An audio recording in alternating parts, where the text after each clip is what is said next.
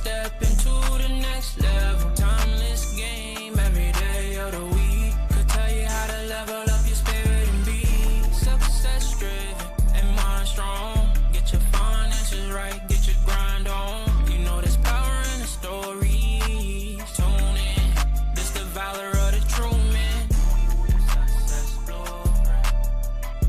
The success blueprint. The success blueprint. You're looking for the blueprint. Welcome back to the Success Blueprint, where we have Jaime, the financial enabler, and I'm Mike Whitaker, the man of Valor. And today we're stepping into our new series called the Builder Series. It's going to be amazing. We're going to talk about 5 different kingdom and blueprint principles. First one is going to be identity. Then we'll jump into execution, leadership, resilience, and then lastly we'll talk about the kingdom. So we're excited for this 5-part series to get you going. It's episode 9, so man, hopefully you've been rocking with us through this thing, and man, I'm excited. So let's dive in. Jaime, what's up, brother? Good to see you. What's up, man? I'm pumped for this. I'm glad we're gonna keep going. I like the series stuff too because it keeps it focused, right? You know, we're gonna build on. Every now and then we'll throw in a rando here and there, but let's. I like this series. We talk a lot about leadership, both military and now non-military, and the carryover benefits of both. So I'm pumped for this. Yeah, absolutely. Okay, so let's dive into the first one, right? So let's talk about, let's go back. We kind of hit this pillar a little bit during our Prosperity series, talking about identity, right? And as a builder, and let's clarify this, we're not talking about just business, we're not talking about just family, we're talking about in every area. You're building something in life, right? So as a builder, that's why we call it the Builder Series, your identity is invaluable. Would you agree? 100%. So we gotta know our identity. We need to know about who we are, whose we are, what we're doing, how to act, how to move, your character, everything when it comes down to it. So as a builder, the foundation literally has to be who you are. And I think that's a big struggle for people today, right? It's understanding who they are, who they actually are, what's their makeup, your name has a piece to do with that. However, it's not everything to do with that. Your job has to do, could be a piece of it, but it's not everything. Your business could be, but it's not everything, because I love this example. Take the owner of McDonald's. Are they a fast food guy? No, they're a business owner, right? Most of the time they never eat there. Right? Maybe outside of the very first day it opens, you never see them. So it's valuable to know who you are, and it's hard to build anything in life if you're that cornerstone, that piece is missing, right? So let's get into this thing. What would be some cornerstones? What is a place that you can? What is your identity linked to? What do you think that should be? Well, I think that there's what they should be and what people put them on are two good conversations. So I think that let's focus on the things that they should be on, right? Yeah. Obviously you should have your identity in Christ, right? That's a priority, right? But let's say you're not Christian and you want to find your identity in something else, right? I think that a good place to put your identity would be not in what you do, but I think it's a lot better to put your identity in what you strive to achieve, right? So it's like there's a lot of football players. There's very few Super Bowl champions, right? And I think that that's something that we see in identity of a winner, right? How they see their future version versus their current version, right? So I think that, and you could be a father. The requirements for a father are literally, the act and the delivery of a creature, right? But being a great father, a role model father, is a totally different level of identity. So much like, and I haven't thought about this question nearly enough, and I think it's really good. I think it really should be focused on where you want to go, not where you are. The identity of where you want to go, right? Like you and I spoke in our business, right? We have a CEO mindset, right?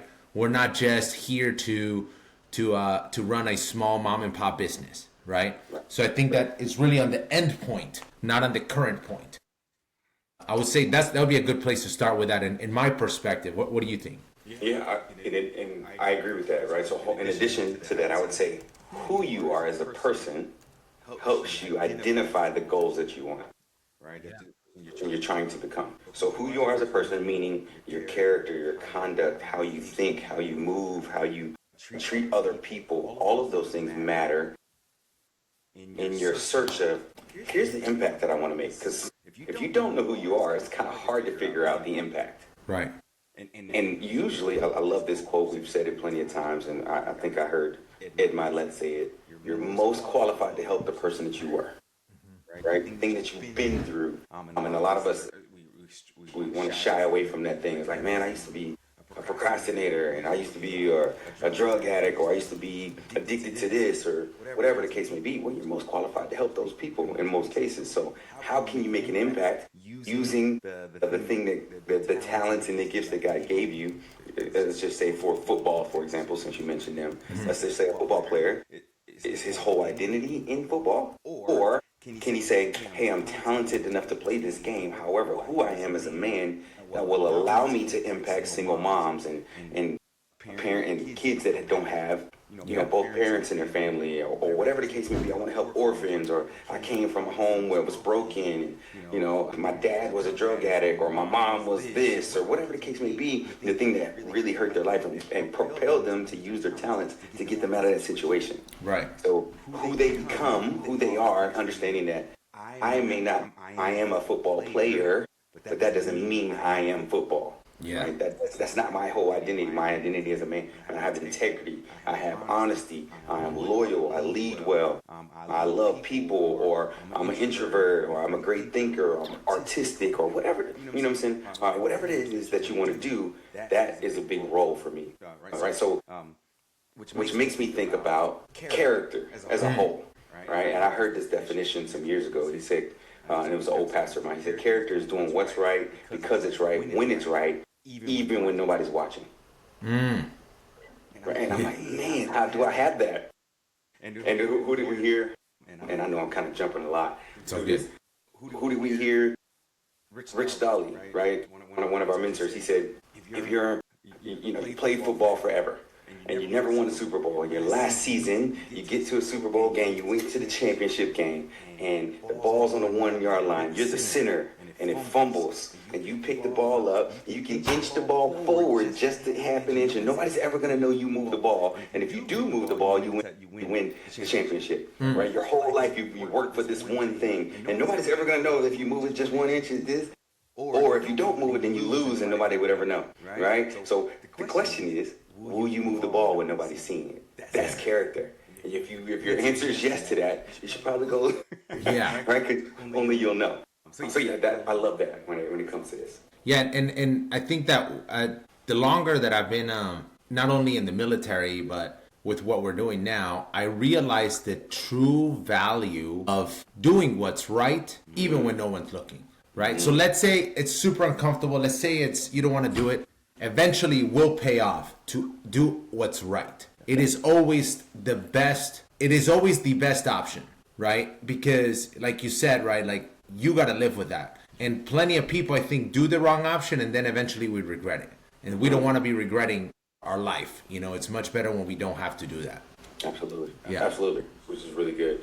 And I know for me, I've done, don't get it twisted. All of us have done things, right? And not in that are wrong or that we could get away with and nobody ever knows. We've all done it. We've all been there. Nobody's saying anybody's perfect here, nor are we saying that every single time I'll make the right decision. But the goal is to strive to make a better decision, strive to be deeper and have that more personal relationship, have more discipline, private discipline. And when we're going through this thing, and it always makes me think about, I don't want to be a public success and a private failure. Yeah. Because I relate to everything. And I heard a man years ago when I was really starting to do personal development, he used to say, how you do anything is how you do everything. And I'm like, man, that's so true. If I'm lazy in this area, I'm usually going to be lazy over there. If I cut corners over here, I'm probably going to cut corners in this space. If I cut corners when nobody's watching, and oh man, this is how it started catching me this way, right? And I've done this. You walk past the trash can, you throw something, you miss, and you just keep going. Oh yeah. And it drives me nuts because that brains in my head. How you do anything is how you do everything. You threw that piece of paper in the trash, and you missed, and you left it. So I got to go back, and I'm like, let me just pick this up to do what I'm supposed to do. But in those little minute things, Yeah. our everything. Because what does it say? There's a saying, the small foxes is what destroy the vine. It's the small things that build and we give more leeway to and it affect our character in the long run. Because if I'm willing to compromise just on this little piece, what else would I compromise on? What happens when somebody brings the deal to you for $100 million? You've been waiting on it forever, but they say, you got the deal, but you can't talk about, you can't do, you can't go, you can't, well, we no longer want you using this. You can only talk to this person. You can no longer talk to this group. Like, what happens then? Because I was willing to, but if you're willing to compromise on the small things, man, how are you going to take a stand when it means something big? You don't have the muscle memory. Yeah, the muscle. It shows that how you do anything is how you do everything. I'm gonna go like exaggerate with what you just said. The example of throwing the piece of trash, right? If you would have just been better at it, you would have nailed it. So you haven't trained enough, and now since you didn't train enough, you're not picking. You're giving yourself the option to not pick it up, and then you're not picking it up, which is the reason why you also are not gonna go train. So it's like that vicious cycle. But then once you become obsessed with doing what's right, and that's a thing that people forget, that like I think that we struggle with. Our obsession for doing what's right doesn't require you to be right.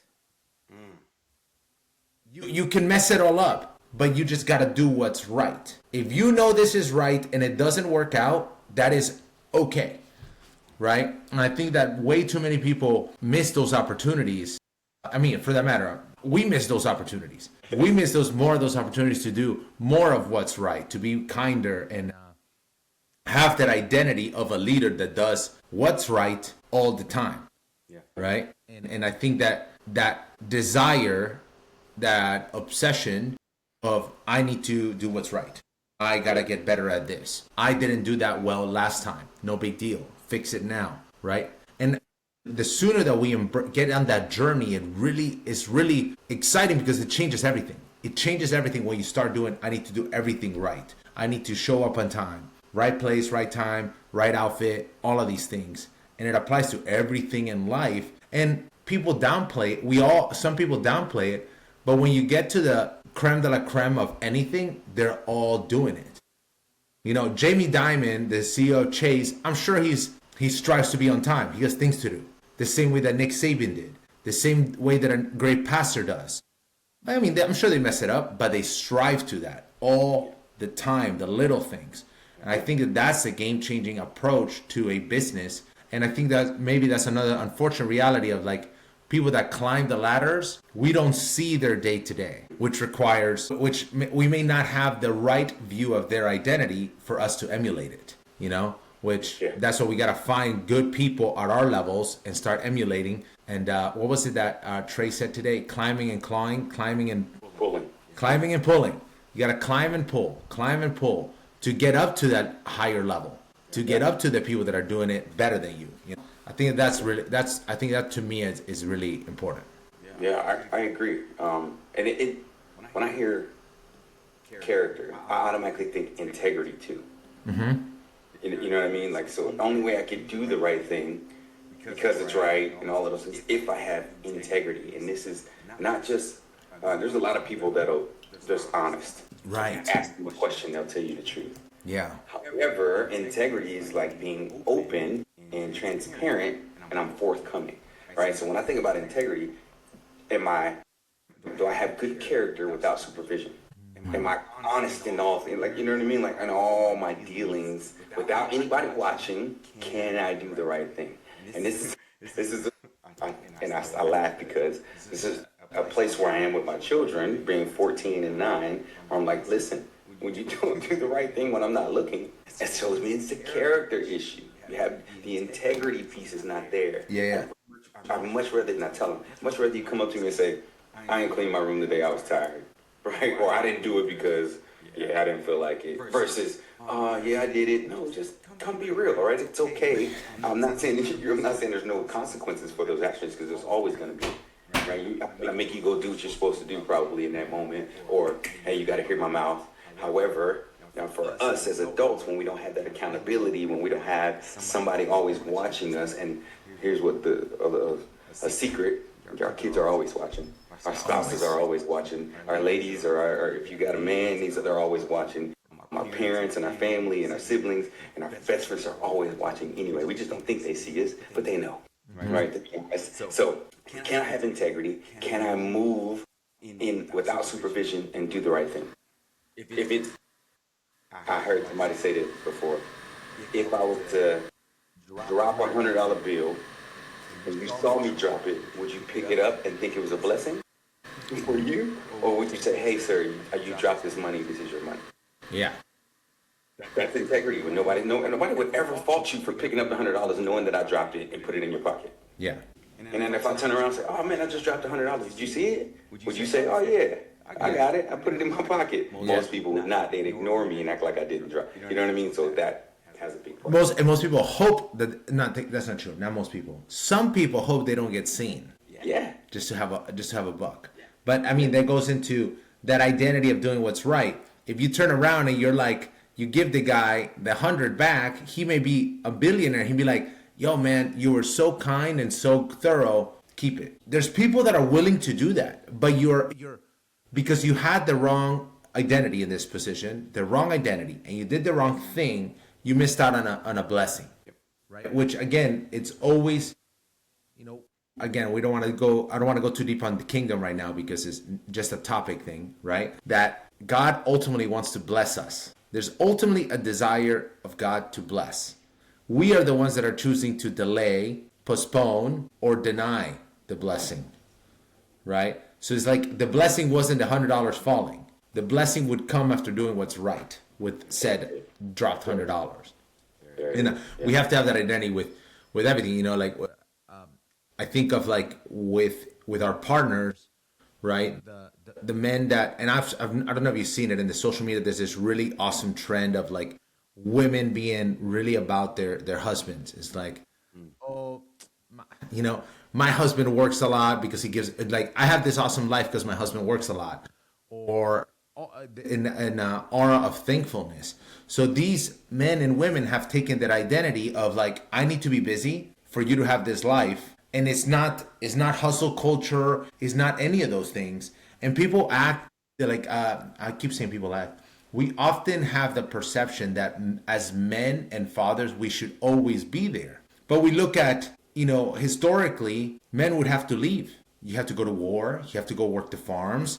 And if you own the farms, you have to go take care of the leaders. And I'm sure they had to do meetings. So like how many activities we all had to do to properly care for our families. And even farmers had to fight, so there's always this need that we actually have duties to our family that are beyond in the house. And that's what we gotta, again, to tie together that identity of for men, a provider at all cost, at all legal and moral cost, right?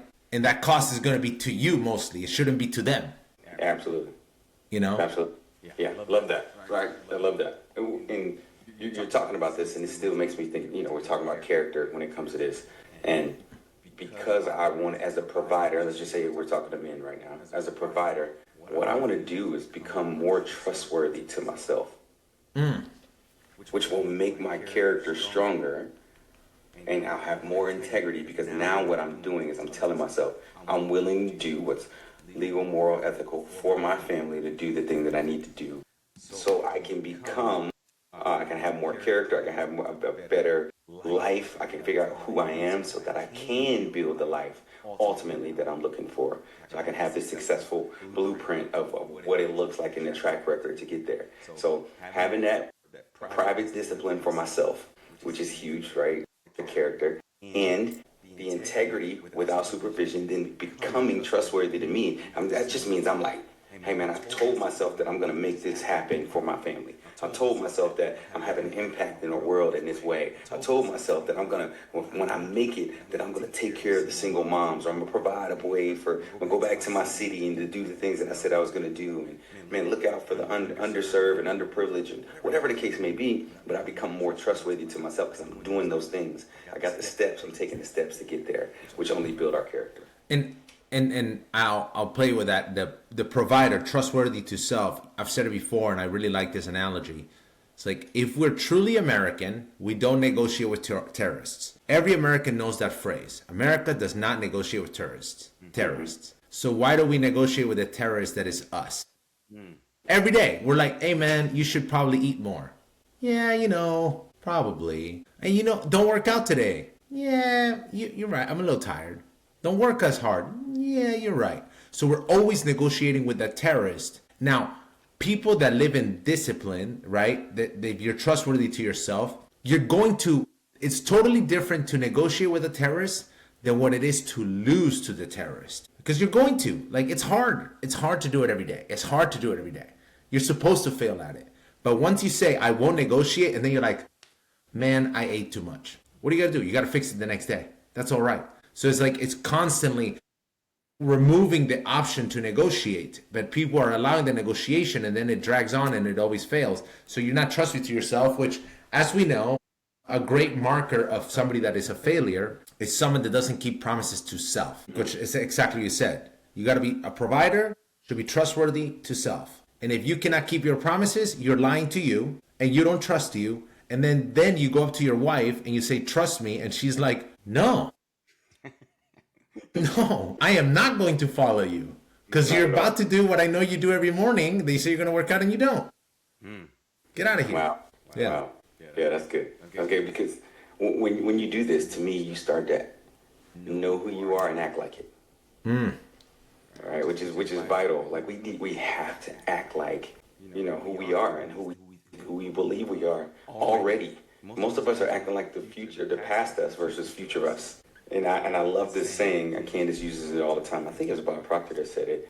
But I want to remember future me, so that my identity is tied in who I can become, and not just right where I am or my past failures. And I'm thinking about that. And what Bob Proctor said, you already paid for that. You don't have to pay for it anymore. So become the better you, become the new you, and become the guy that you want, or the lady you want to be, whether it's the CEO, whether it's the next model, the president, the NBA star, NFL star, whatever, pop star, it doesn't really matter. Whatever that thing's, the teacher, the principal, the lawyer, the doctor, it doesn't matter to us. This is building a successful life. Become that thing. And you can know about it and start acting like they would act. And we do say this all the time. Would CEO Mike make this decision? Would the $10 million earner Mike make the same investment? Would he spend money? Would he spend time? Would he do such and such to get there? And that keeps me so grounded, because what's important is internal standards versus external validation. And a lot of times we're looking for that external validation to say, oh yeah, that's who I am. No, right? Who I am is the internal standard that I set for me, so I can become, because for us, we're linked to Christ. Right? We're linked to that. That's fine, right? Whatever it is that you're linked to, can that internal standard that we set for ourselves, that I am bought with the price, and I am made in his image, and my life is not my own, and now I'm dedicated and devoted to who God says I am and the purpose that he sets up for me. Now, I don't necessarily need external validation all the time, because I know who I am and whose I am. Right. So I begin to act like the man that God made me to be and created me to be, and the passions and the alignment and all those things that he gave for me, and the gifts and the talents that I can use to become a better person, and my character is built on that. And that identity in Christ, like you said, right? If we know that we are a follower, it drives our actions, right? And I realized, I had a recent realization that whenever this lady delivers this ring that I have for my girl, I will be proposing, and I'm thinking of the wedding, right? And a song has been really making me think and enjoy the wedding. Like, I'm thinking, feeling, and enjoying the wedding already. And I realized it was the first time that it was very clear, and I was able to repeat it with the song. And I was like, okay, that's it. So then with that thought, I was like, what if I did this in business? What if I did this in faith? What if I did this then I know my identity would be on that emotion, that joy, remembering that future self. And it gets really exciting as to when you find that and how you can then repeat it. Then, because then you have it on demand. You're like, okay, cool. I want to feel like I won something. What do I be hearing? And we've heard this before, right? What would you be hearing? What would you be seeing? What would you be smelling? What would you be wearing? But then you find all of these factors and you can repeat it. Your identity is crystal clear, because then you have to do the things to feel that. Like, if I feel these things about my wedding and then I go and I break up with her, that would make no sense. Or if simple things. Let's say if I want to feel these things at the wedding and right now she does something and I go yell at her, I'm going counter to that destiny. Right. Because it could end. So then you change all your habits to get to that future version of you, which is identity, right? You got to be that from that stage. Yeah, that's good. That's good, because what you're talking about is alignment between belief and behavior. Yeah. Right. Alignment between belief and behavior is really what I hear when you say that, because it's like, hey, I say one thing and then I gotta align what I say about this to my behaviors, and therefore, if I say I want to be married to her and yet my behavior shows let's break up, that makes no sense. So now you don't even have that trustworthiness to yourself that you keep in that promise. So your character is always being shaped as being that cornerstone of your life, which is your character. Right. It's the cornerstone of our life. Now it's being shaken. It's like, crap, this is not what I thought it was. And you don't have the results. Because you cannot, your identity is what's going to drive results. Because identity drives behavior, behavior drives results, right? In my world. And I think that's so vital for us. I love that, having that alignment between belief and behavior. That's really good. Yeah. With that, I think that people that miss or put the identities and things that are weak is also a pitfall, right? That's why it's easy to put it on Christ, because that's not weak, right? That is not going to fall apart. But for the audience that are service members and veterans, people that put their identity on what they did in the military or their achievements in the military, that's fleeting, and that's why a lot of these guys and gals get out of the military and they have mental health issues. It's like, well, of course, you're no longer that. It was impossible for you to be that the rest of your life. But let's say the inverse of that, and I had a realization the other day seeing somebody, for example, PAOs, what do you call it? Public affairs officers. Let's say they put their identity in crafting a message to an audience, not just a PAO. You could do this the rest of your life. And you could do it in the military, you could do it in a church, you could do it anywhere. So that identity in that professional environment is much stronger than I did that cool thing as a PAO. Like that, for some reason, the guy I was thinking about, he was the PAO for the F-22 fighter, F-22 team. Okay. He's never going to do something that, the odds are he won't do anything that cool ever again. Yeah, so he has to change how he sees that identity, so that it can carry over longer than self. Like you can be like the identity in I'm going to be a great father. I am a great father. That is much stronger than I want to be a father, which we hear it a lot. I can't wait to be a father. I want to be a father. It's like, dude, that's a piece of cake, man. You could do it in 9 months, but it's a piece of cake, right? Yeah, so for sure. It's good. Tell me this. Let me ask you this one question before we wrap it up. Do you think there's danger in borrowing identity? I don't know where you're going with this, but I think that there is danger in borrowing the wrong identity. Okay, sure. Right? But I think of athletes, right? I think people need role models. So, as a matter of fact, that's a good example. People borrow the Mamba mentality. That was Kobe's identity. He was that. He was Mamba. Right? So people borrow Mamba and make their own. Right? Because we know that Mamba worked. But, it's been years and nobody in the entire world of basketball is known as hardworking as Mamba. So there it is. It's like people are borrowing it, but they're not being their true self. Or better said, maybe some are being their true self. Maybe LeBron is being his true self with the Mamba mentality because he's seen it. So I think that it can be really good, but if we surround ourselves with bad identities, right? Obviously, now you're borrowing their identity, and it'll take you somewhere you don't want to go, or sorry, somewhere you shouldn't go. Yeah. So I think it's a case in point. We're borrowing Jesus' identity. Yeah.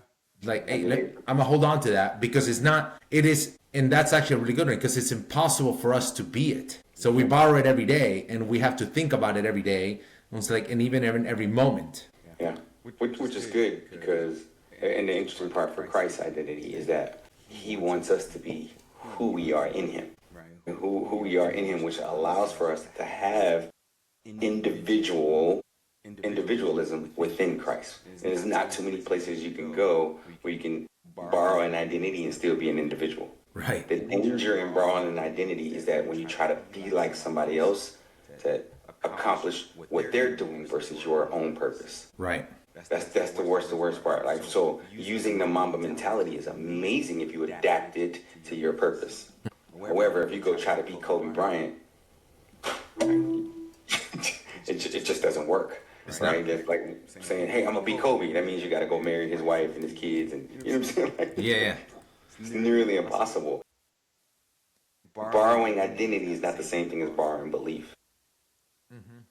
You know what I mean? Like, so I think that's really good. I think you hit it right on the head. So Yeah. And so as we're giving people things to think about at the end of this, think for the homework, like sort of homework thoughts, closing thoughts. Look at your identity. What is it based on? Is it sustainable? Do you like that identity that you have? And if this is the best part, if you've never thought about this, perfect. This is a good time to look at where your identity is or what do you want it to be. So with that, we're wrapping up this episode. And I'm pumped. Identity to become in the Builder series. Let's go. This is sweet.